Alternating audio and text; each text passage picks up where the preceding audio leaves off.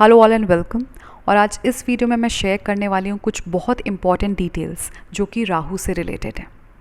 बहुत सारे लोग ये क्वेश्चन पूछते हैं कि हम अपने राहु को स्ट्रॉन्ग कैसे बना सकते हैं, एंड ऑफ कोर्स पूछना भी चाहिए। आज के टाइम में जहाँ पे हमारे मटेरियल वांट्स एंड डिज़ायर्स बढ़ते ही जा रहे हैं, तो ऐसे में राहु जैसे प्लैनेट का एक अच्छा फल देना बहुत ज़रूरी है। तो जब भी हम किसी भी प्लैनेट को स्ट्रॉन्ग बनाना चाहते हैं तो हमें उसके नेचर को डीपली समझना बहुत ज़रूरी है।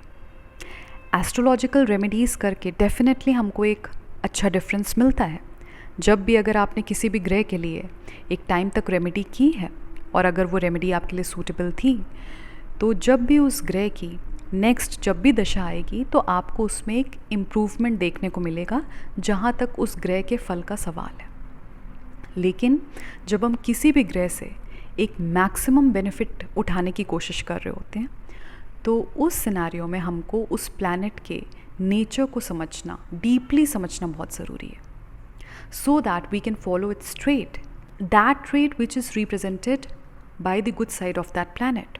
राहु की वो साइड जो हमको मटेरियलिस्टिक वे में बहुत हेल्प करती है, हमारे वांट्स एंड डिज़ायर्स को फुलफ़िल करने में हमको सपोर्ट करती है, उसी साइड पे आज मैं डिटेल डिस्कशन करूँगी। देखिए, राहु अपने में एक बहुत ही एडवांस प्लैनेट है।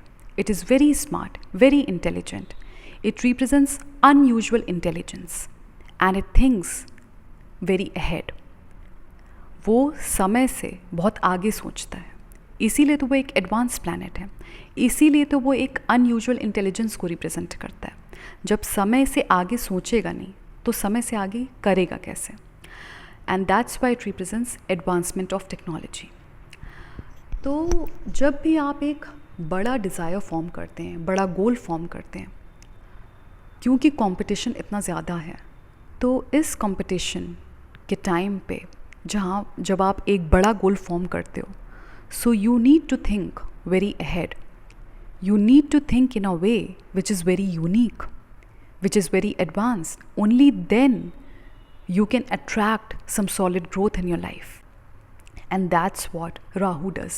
जिन लोगों का राहु एक अच्छी स्थिति में होता है, इस स्थिति में होता है कि वो उनको उनके एफर्ट्स के थ्रू एक भौतिक सुख दे रहा है, भौतिक प्रोग्रेस दे रहा है। तो उन लोगों का इंटेलिजेंस लेवल और उन लोगों का जो सोचने का तरीका, उनका थिंकिंग क्राइटेरिया वो बहुत अहेड होता है। So when you sit with such people and talk who are influenced by the good side of Rahu, they may share some real good insights about how to grow and attain your goal, because they think very ahead. Plus, Rahu is a very practical planet. It is highly rational in nature. तो जिन भी लोगों का राहु एक अच्छी स्थिति में होता है, वो आपको प्रैक्टिकल वेज देता है, प्रैक्टिकल सजेशंस देता है on how to attain your goal. वो कुछ भी आपको प्रैक्टिकलिटी से परे नहीं बताएगा, क्योंकि वो एक मटीरियलिस्टिक प्लैनेट है, और मटीरियलिस्टिक गोल्स को अगर उसको अचीव आपको कराना है तो वो आपको एक सॉलिड प्रैक्टिकल सजेशंस देगा कि इस तरीके से चल के, इस बात पे चल के तुम यहाँ तक पहुँच सकते हो। अब जब राहु अच्छा नहीं होता है, तो राहु का तो काम है आपको डिज़ायर्स फॉर्म कराना, आपको ड्रीम्स देना। तो आपके ड्रीम्स तो तब भी बहुत बड़े हो सकते हैं जब आपका राहु अच्छा नहीं है। आप बहुत बड़े एम्बिशंस फॉर्म कर सकते हो, बट इसको अटेन कैसे करना है ये आपको पता नहीं होगा।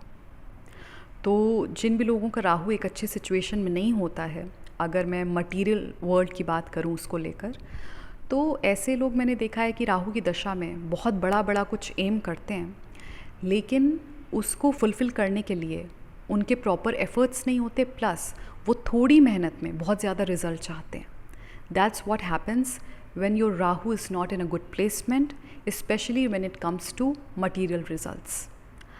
So, थोड़ी मेहनत में ज़्यादा फल की उम्मीद करना और कम टाइम में फल की उम्मीद करना कि आपने कुछ बहुत बड़ा एम करा है और आप कम ही टाइम में चाह रहे हो कि ये चीज़ फुलफ़िल हो जाए। तो अब इसमें क्या है, क्योंकि आपका राहु अच्छा नहीं है, तो वो आपको अब फ्रस्ट्रेशन देना स्टार्ट करेगा। वो एक्चुअली आप खुद ही कर रहे हैं, ये तो उसका एक इफ़ेक्ट है, इंडिकेशन है। लेकिन क्योंकि आप एक प्रॉपर मेहनत, आप प्रॉपर एफर्ट नहीं दे रहे हो, प्लस आप पेशेंट भी नहीं हो, तो विच मीन्स कि राहु आपको अब ये ड्रीम देकर लॉस्ट रखेगा, that will result into wandering mind. आप वॉन्डर करते रहोगे कि मेरा ये सपना है, ये पूरा होना चाहिए। तो आप अपने गोल्स के बारे में, अपने सपनों के बारे में बहुत सारे लोगों से बात करोगे, डिस्कस करोगे, ये फील करना चाहोगे कि ये चीज़ पूरी हो सकती है। You know, this is the difference between good Rahu and bad Rahu. जब राहु एक अच्छी सिचुएशन में है, एक अच्छी प्लेसमेंट में है, तो वो आपको एक बड़ा एम देना चाहेगा। वो चाहेगा कि you form some big goal, and plus it will give you techniques and methodology, suggestions, जिसको अप्लाई करके आप उस गोल को अचीव कर पाओ। लेकिन जब राहु एक अच्छी प्लेसमेंट में नहीं है, तो वो इसका उल्टा करेगा। वो चाहेगा कि आप अभी भी कुछ बड़ा एम करो, लेकिन आपके जो एफ़र्ट हैं उसको लेकर साउंड नहीं होंगे और एक अच्छे अमाउंट में नहीं होंगे जिससे आपको रिज़ल्ट मिल पाए। तो अब आपको next thing that happens is कि वो फीलिंग्स देगा कि ये आप अचीव कर सकते हो, but the point is that you are not actually doing anything to achieve it. You are just living in that world जहाँ पे, जिसको हम कहते हैं वो शेख चिल्ली वाला वर्ल्ड, कि आप बहुत बड़ा सोच रहे हो कि मैं चाह रहा हूँ कि मैं इतने सालों में इतना अमीर हो जाऊँ और इतनी लग्जरी में गैदर कर लूँ। So you will start thinking that way, but there is nothing solid coming from your end when it comes to your input, and hence the output is definitely going to be weak. और अगर इसमें मान लीजिए अगर राहु एक अच्छी स्थिति में नहीं है, अगर थोड़ा बहुत उसने दे भी दिया अपने टाइम में, so you won't be able to sustain it, you won't be able to preserve it for long. This is the effect of bad Rahu. लेकिन जब राहु एक अच्छी स्थिति में होता है, तो वो जब आपको एक बार देना स्टार्ट करता है तो वो बढ़ाता जाता है, because it wants you to feel and go higher in terms of your material possessions. तो राहु से अगर लाभ उठाना है तो राहु की ट्रेट को समझना बहुत ज़रूरी है। तो अगर आप अपने राहु को सच में स्ट्रॉन्ग बनाना चाहते हो, अगर आप उसके फल में एक अच्छा खासा डिफरेंस चाहते हो, तो आपको क्रिएटिव और इनोवेटिव फैशन में सोचना चाहिए और स्लेव मेंटालिटी से बाहर आना चाहिए। उसके अंदर कंपटीशन की टेंडेंसी बहुत ज़्यादा हाई है, and somehow it always wants to win. साम दाम दंड भेद, वो सारे रूल्स को लगा के जीतना चाहता है, इसका मतलब आगे बढ़ना चाहता है। तो उसके अंदर ये चाह बहुत ज़्यादा है।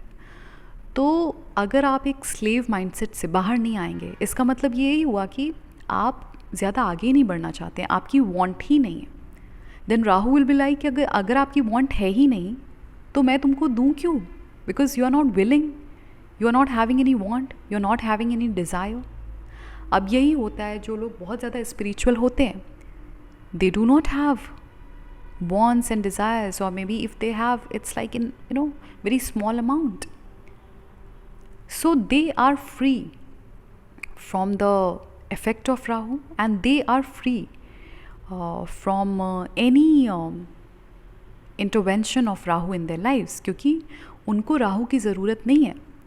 लेकिन आपको है, मुझको है, हम सबको है, एक नॉर्मल पर्सन को है, क्योंकि वो इस मटेरियल वर्ल्ड में है और उसकी मटेरियल वांट्स एंड डिज़ायर्स हैं। तो इसलिए राहु हमें एक अच्छा फल दे, ये बहुत इम्पॉर्टेंट है। तो राहु थिंग्स इन अ वे जैसे कोई नहीं सोच पाता, और ये बात सुनने में थोड़ी सी वैसी लगती है कि हाँ ओके ठीक है, ऐसे तो और भी सारे प्लैनेट्स हैं, but this is something very true. Rahu thinks in a fashion that nobody else can, and which is why it represents advancement of everything that we see around us. West zone को आप देखेंगे तो उसमें राहु का बहुत major impact है, उस side में, उस जोन में, उनकी पर्सनैलिटी में, उनकी रेस में, and hence they are advanced race, they are superior race. I am not saying superior in everything, but if we talk about the material design of life, they are superior, and that's why they have, they had so many inventions. हमारे पास इतने ज़्यादा हमने invention नहीं किए। So we may have minds, हमारे पास mind की कमी नहीं है, लेकिन जब इनोवेशन की बात आती है, इन्वेंशन की बात आती है, टेक्नोलॉजिकल इक्विपमेंट की बात आती है, वहाँ पे हम शुरुआत से वीक थे. And why we couldn't think like that? Because we are having more of Jupiter's influence in our lives. हमने जो परस्यू करा वो था स्पिरिचुअल लाइफस्टाइल, स्पिरिचुअल ग्रोथ. हमने स्पिरिचुअल ग्रोथ को प्रेफरेंस दिया और हमने उसको परस्यू किया ज़्यादा. लेकिन जो वेस्ट जोन है उसने परस्यू करा एडवांसमेंट को. That time keeps changing changing changing. Every time it has something new to offer, and which is what is happening in today's era, where Rahu is having its maximum influence on our lives. So that's why we see the advancement of technology, gadgets, internet, electricity.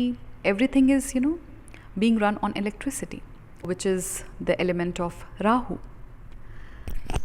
तो अगर आपको राहु के फल को improve करना है तो राहु जैसा बनना होगा. Not completely, you don't have to be a demon, but the good side of Rahu that helps us to create more wealth, prosperity. एक ऐश्वर्यशाली ग्रह है, आपको ऐश्वर्य देता है, which means that it tries to uplift you in material ways. And of course whenever we have more wealth, whenever we are more, financially secure and all, we feel very good. I mean, you can't deny the fact, we actually feel good. And because we know that this wealth can buy us so many things. So that shouldn't be the ultimate purpose of life, because that's where the Rahu's nature will get you.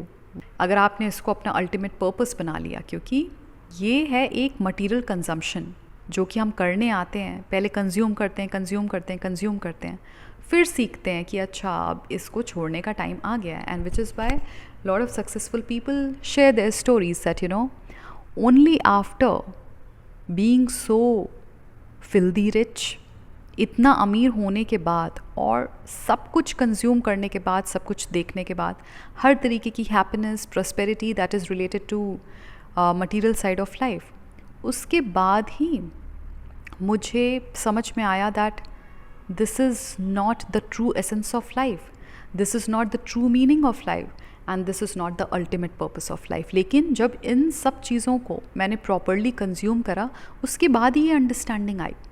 So lot of people say that it is very important to have good wealth, see good side, beauty, luxury, prosperity, so that you can understand that this is not the true resort, last resort. Last resort is something else. You are going to find the real solace in something else, which is spirituality. But then Rahu is not representing a spiritual side of life. It truly represents material side of life. And whenever we want material results, whenever we want material progress and success, we have to ask for help from Rahu. इसीलिए आपने देखा होगा कि there are few people who are successful, and most of them are living in a very average and mediocre fashion, because not everybody can think ahead. Moreover, Rahu is a very good planner. It believes in doing excellent planning. आपने एक अच्छे businessman को देखा होगा कि वो कोई भी कॉर्नर को छोड़ता नहीं है जब सक्सेस की बात आती है, जब ग्रोथ की बात आती है, क्योंकि उसको ऐसा लगता है कि अगर मैंने इस कॉर्नर को छोड़ दिया, इसको टच नहीं किया, तो हो सकता है सिर्फ इसी एक चीज़ की वजह से मुझे सक्सेस देखने को ना मिले. And that's how Rahu thinks. It believes in excellent planning of things so that nothing goes unaddressed from its side. वो मेक श्योर करना चाहता है कि मेरी तरफ से पूरा इनपुट जाना चाहिए और मुझे सारा एरिया कवर करना चाहिए. वो सारे रास्ते, वो सारी टेक्निक्स जो मुझे सक्सेस दिला सकती हैं, तो मुझे उन सब चीज़ों को इंक्लूड करना चाहिए अपनी प्लानिंग में. And that's how it works. तो अगर आप एक बड़ा एम लेकर चल रहे हैं अपनी लाइफ में, तो ये बहुत इंपॉर्टेंट है कि आपकी प्लानिंग अच्छी होनी चाहिए, आपका विजन अच्छा होना चाहिए. लेट्स से अगर टुमारो आपकी वो प्लानिंग फेल हो जाती है, तो आपके पास प्लान बी होना चाहिए, ये आपका विजन होना चाहिए। Because people who do not have plan B in their lives they fail miserably, because उन्होंने कभी सोचा ही नहीं, उनके पास वो विजन ही नहीं था कि अगर ये चीज़ नहीं चल पाएगी तो नेक्स्ट मुझे क्या करना है, मुझे कैसे क्या करके अपने आप को उस टाइम पे संभालना है और रीस्टोर करना है। So it's very important that you have some good vision and planning.